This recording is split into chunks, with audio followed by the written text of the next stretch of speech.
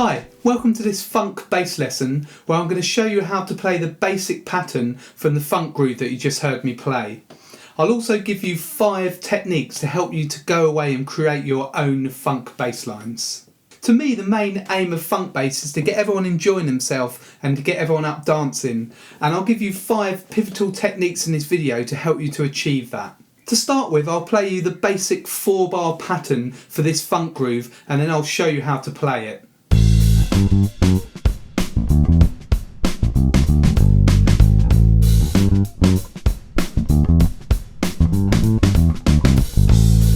The way that I approach composing this funk bass line is to create a riff and have that every 2 bars. So in this 4-bar pattern, that riff happens in the first bar and the 3rd bar.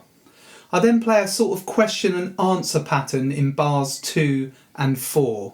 This gives us a nice 4-bar pattern that we can loop over and over again with some interesting variations. The first funk technique, and perhaps the most important one, is to have repetition in your funk lines.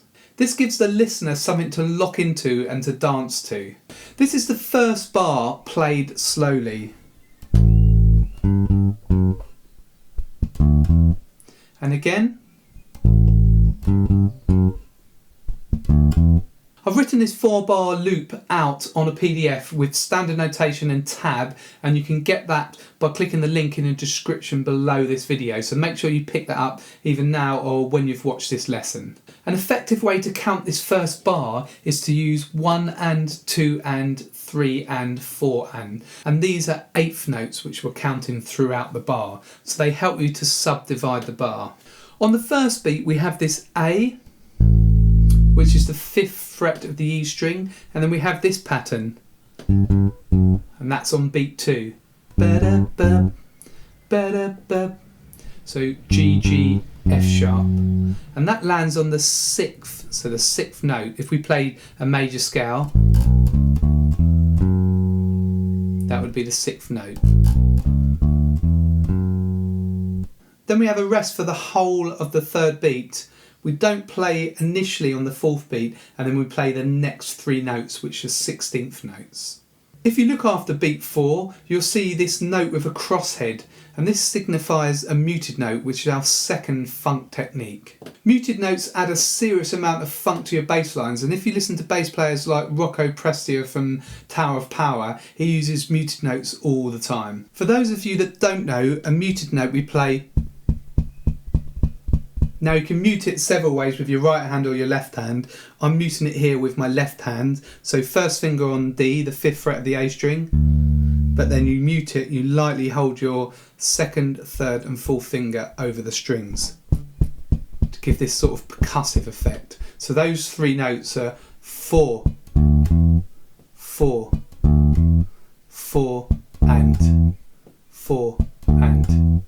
If we count through the whole of this first bar slowly, we've got 1 and 2 and 3 and 4 and.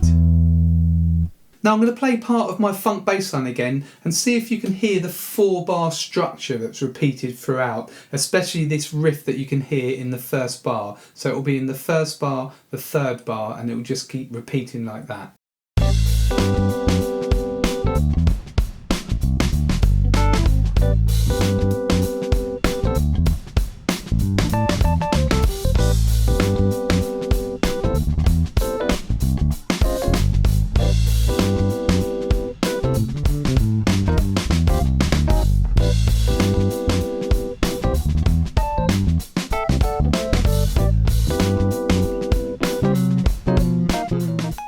We'll now look at bar 2, which I'll play for you first.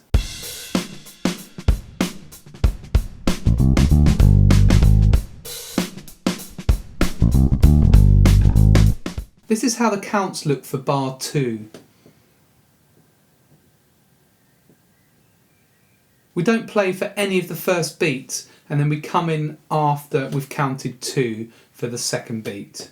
And this brings us to the 3rd technique of this video lesson, and that's the use of space. Playing around with space in your bass lines and leaving gaps can really add to the funky feel of your lines. If you leave some gaps on the strong beats of the bar and play in between, you create what's called a syncopated feel to the bass line, and this can make it sound seriously funky.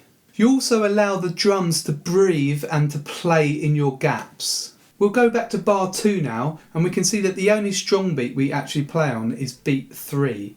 The rest we don't play on.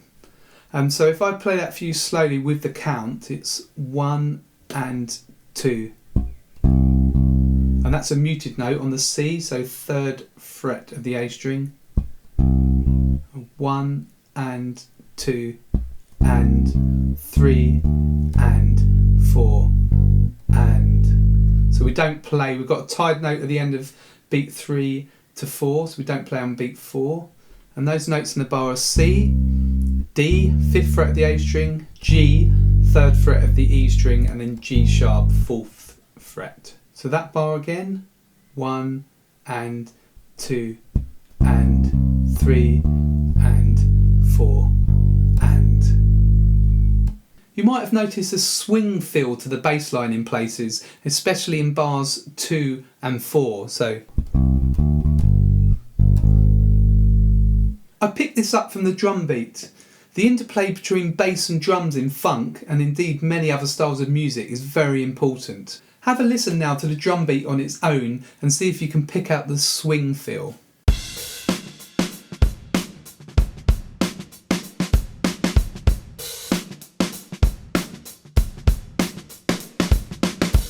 The fourth technique I'm going to give you for creating your own funk bass lines is locking in with the drum beat. You can play with the drums in places or against it in other places. When you're composing your own bass lines, if you get a chance beforehand, listen to the drum pattern and see what you think you could play to complement that and work with the drums. If we go back to the bass line, we can see that bar 3 is almost identical to bar 1, it just has one extra muted note.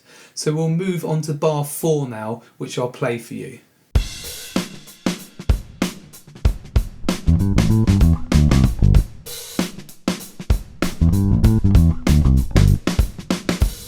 If you remember early on in the video, I said that bars 2 and 4 have a sort of question and answer to each other. So bar 2 is a lower idea and bar 4 is a sort of higher idea. It's a similar pattern to bar 2, so we don't play on the first beat of the bar and we come in after the count of 2. Start with your little finger on E, so the 7th fret of the A string. And then we go up to G, the 5th fret of the D string. And then an A muted note, so just an open A, just lightly have your 4 fingers on the strings. And then A7 on the D string, A, G, E. And then shift down, little finger onto D, the 5th fret of the A string, and then G.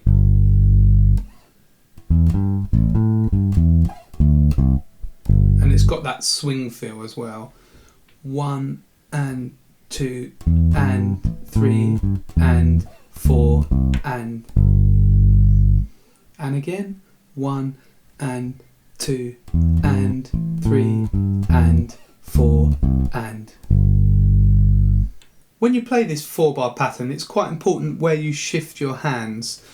So I start with my first finger on A and then we go up to, so keeping this one position for this bar, and then shift down 2 frets, so you've got your first finger on C, and then shift up again, stay in this position, and then shift down. So you've really got those 2 positions there. You can play it in one position down here,